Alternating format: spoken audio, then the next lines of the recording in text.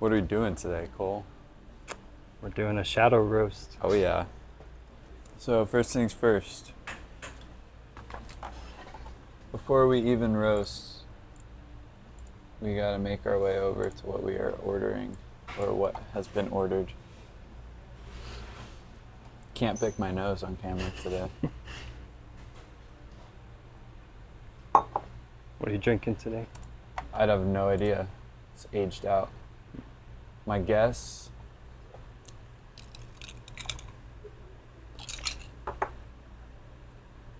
Let me go assess the options.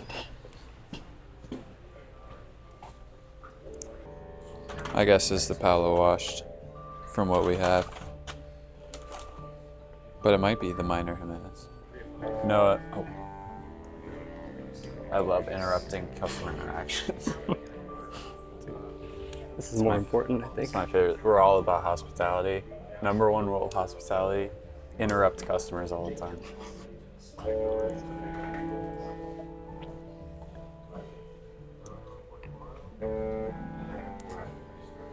What's this kid doing? Connecting with the guests? So annoying. We don't have many orders at all today.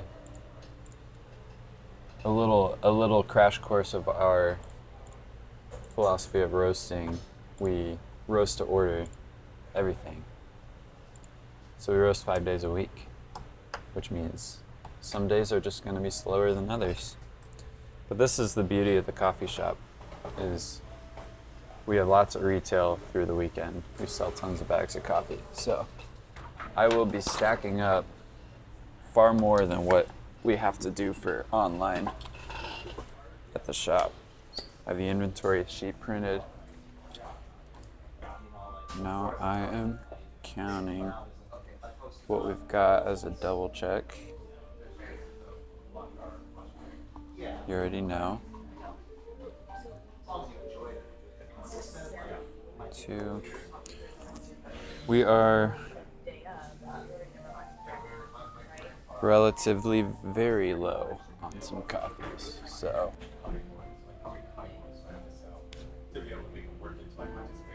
The screens look so different. Have you seen it? Just now. I updated it to match our cards. Yeah. The new cards. I feel like you would make a killing if you just like do that. You can charge a I premium. feel like every 6 months I'm bored and like completely change everything of how it looks. Ironically, this is like way more how it used to look. Like this is more on brand than we've been in a while. 7. Arnolfo.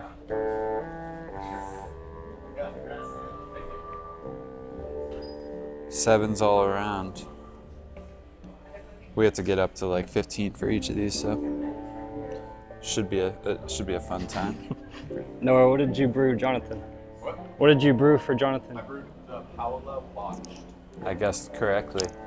Nice. It was brewed horribly. I'm just kidding.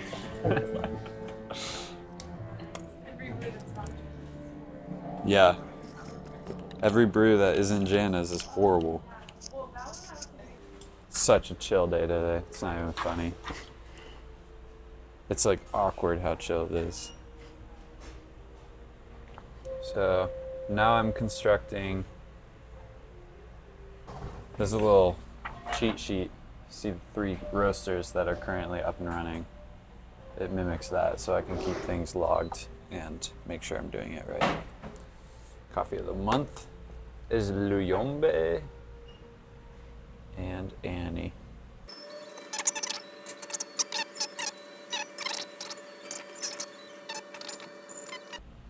And then I check box that. Let's see here. Let's just do 4 so it's even.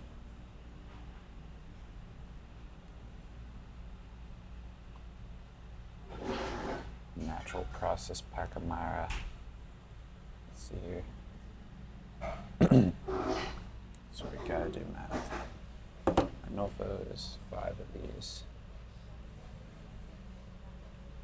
Can you explain how you're divvying those up? So when roasting, there's about 10-ish% loss due to moisture leaving the system as you roast. So to properly calculate how many bags of coffee you need to roast, you have to factor in a certain amount of ounces. So because I need to roast 10 12-ounce bags of Arnulfo, it's actually 10 15-ounce sets of Arnulfo. So what is 10 times 15? 150. 150. So the capacity of our roasters, so the bigger ones are 1 kilogram roasters. The small one is like a 1 pound roaster. Gives us flexibility to roast everything 1 coffee, and now we're roasting like 3.5 kilograms, or 1 each, so you can divvy it up. But I usually cap out at about 30. I like to keep the batch sizes as consistent as possible, just so I can continue in my knowledge of understanding each coffee from one to the next. The roasters are automatic, meaning I just turn it on and it keeps to the roast curve that we have built into it.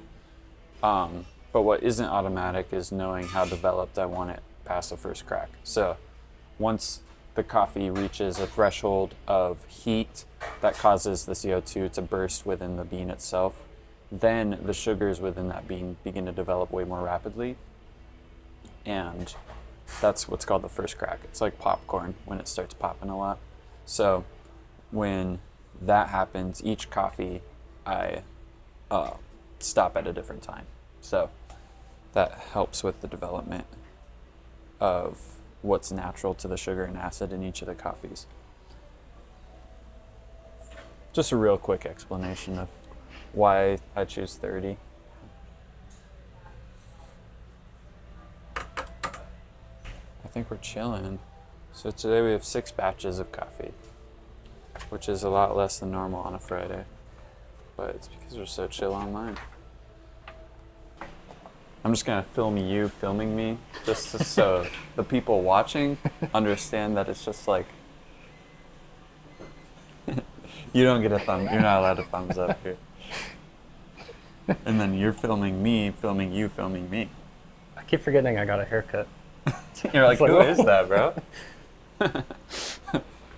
All right, so this is the roasting room. Welcome.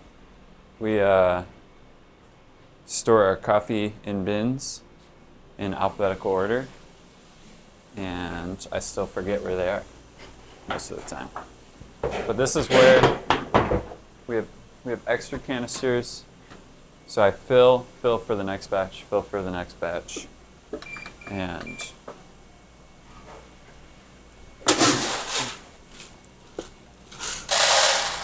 measure it out. This is the point of the day where, as the kids say, you lock in. And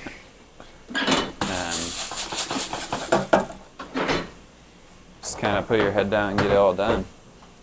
It's like driving home from work, where sometimes I'm like done with roasting. I'm like, frankly, I don't remember a single moment from that. Like my brain was completely checked out. But I'm except for the moment when I need to properly develop your coffee. At that point, I'm extremely dialed in and incredibly meticulous.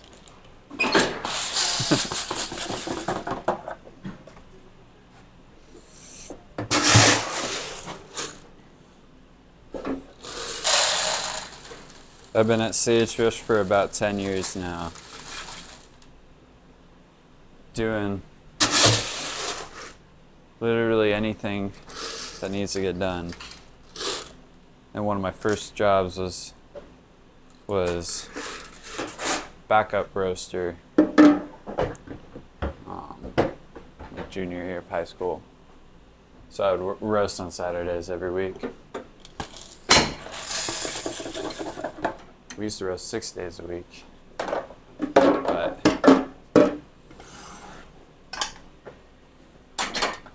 still kind of a goal. Prepare for the flood of noise pollution, as I said the last time I've done this.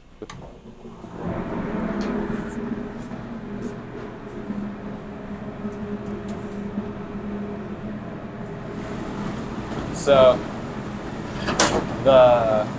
these are fluid bed roasters, meaning they strictly use convection air without any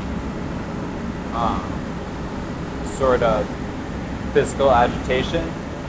Obviously the glass gets hot, but it's not like the system is designed to preheat or warm. It just starts right away. It's very different than a drum roaster and makes for easier development, retaining particular flavors of like acid. So our coffees are a lot brighter than the counterpart of like a significant drum roaster would be.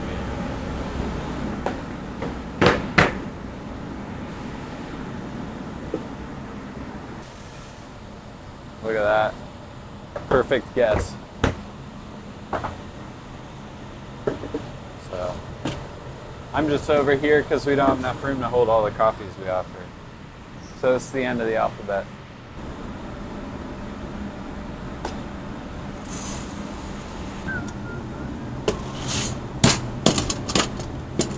I have to keep myself busy with music in my own head.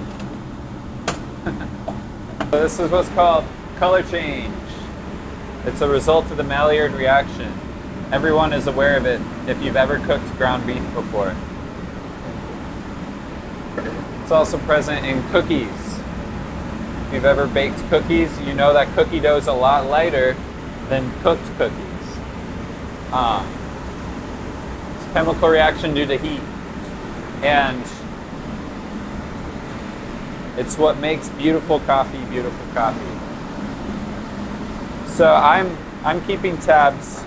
So right now we have an anaerobic natural, a wash, and a honey.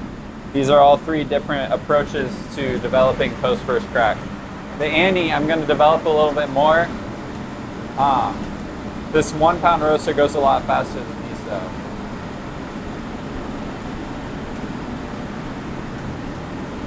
We roast. Our curve goes very quickly, which means as it heads into the first crack, it's coming in hot. And for that reason, it can be very easy to overdevelop the coffees, especially the Annie Root for whatever reason.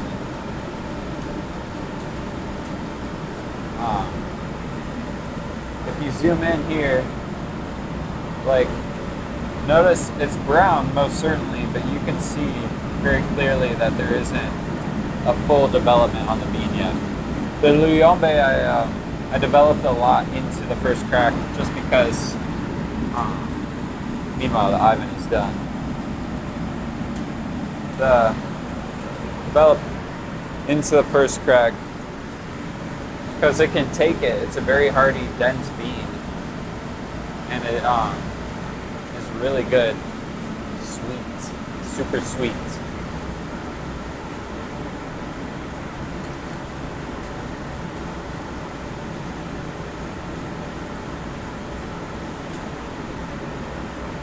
It's also where I catch up on Facebook Marketplace. It's like the Subway Surfers of roasting.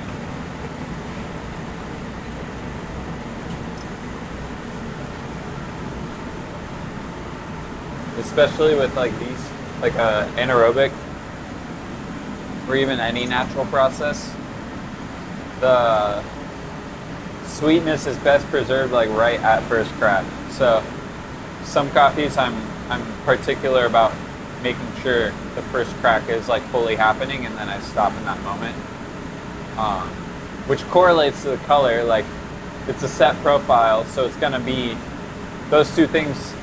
They don't cause one another, but they're correlated. Like the specific color and the specific audio. This is where we temporarily store coffee. So I need Annie, Ivan. Look at that. 4 right out the gate.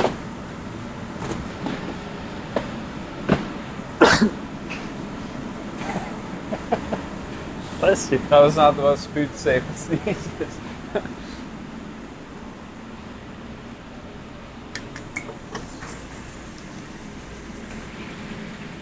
Let's judge your hand washing. fully saturate your hands with the soap and get underneath your fingernails every time. Yep. Make sure it's scalding hot. And then go to change out the hand towels and realize we don't have any left and leave the key in there.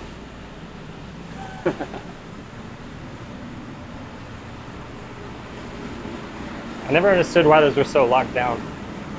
What? Like, why are hand towels so locked down? I don't know. Managers only. Yeah, of all the things to keep lock and key, our paper towels are not really on that list. Like our paper towels in our hand sink are more protected than our cameras.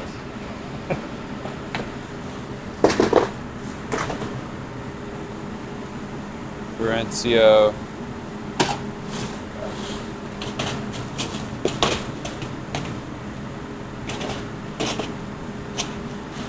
So this is the unfortunate reality of roasting lots of coffee over a batch, because it's so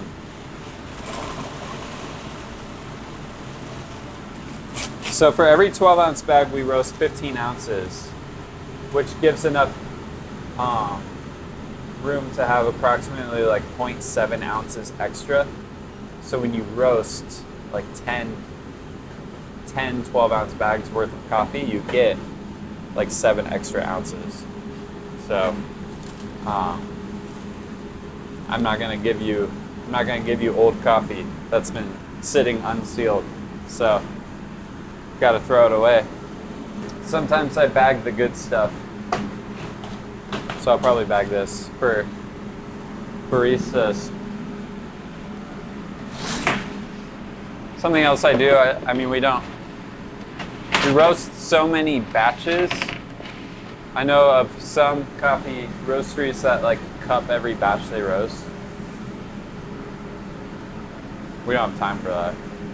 But what I do frequently is I usually eat a bean about every single batch. I think it's really bad on my teeth. So I'm worried that like a dentist is gonna be like, do you grind your teeth at night? No, but I do eat an incredibly dense, like, or you know how they say like don't chew ice? Yeah. I feel like this is way worse. But You are grinding coffee, pretty much. pretty much.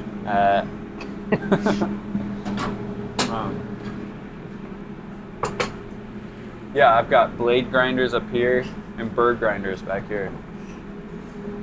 That's actually a good analogy.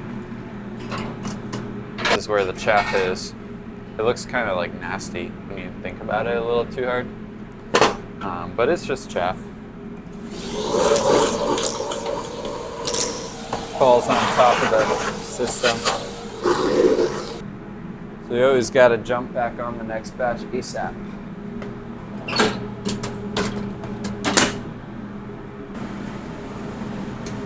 Woo! 5 more times. 5 more times. You want some Luyombe? I'm hearing the first crack come in right now, so going ahead and stopping it right away. These coffees are processed in such a way to amplify the acid. So naturally, or so I would want the roast to present that most clearly.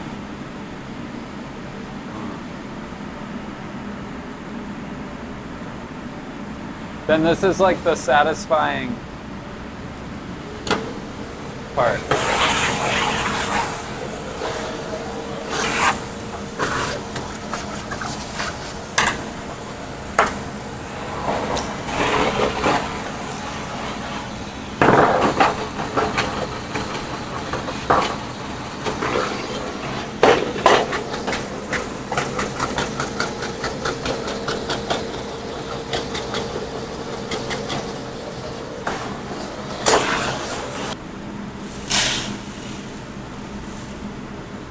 So close.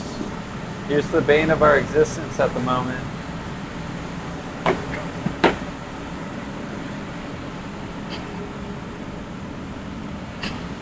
They're so easy to kill though.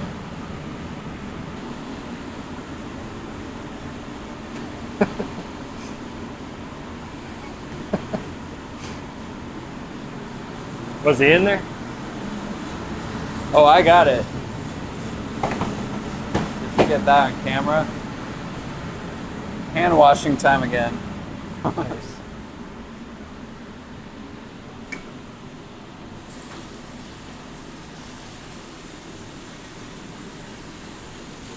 I'm not gonna do my fingernails this time.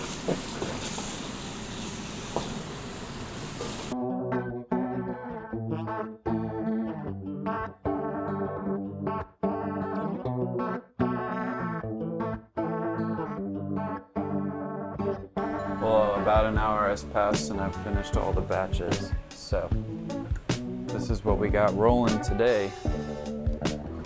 So, everything is all roasted and ready to go. And then we move on to working on shipping it out to you. So, that's about it for the shadow roast. Thanks again for watching. If you like it, make sure to subscribe, but more importantly, buy a bag for yourself and I'll roast it tomorrow. You know what I mean? All right, peace out.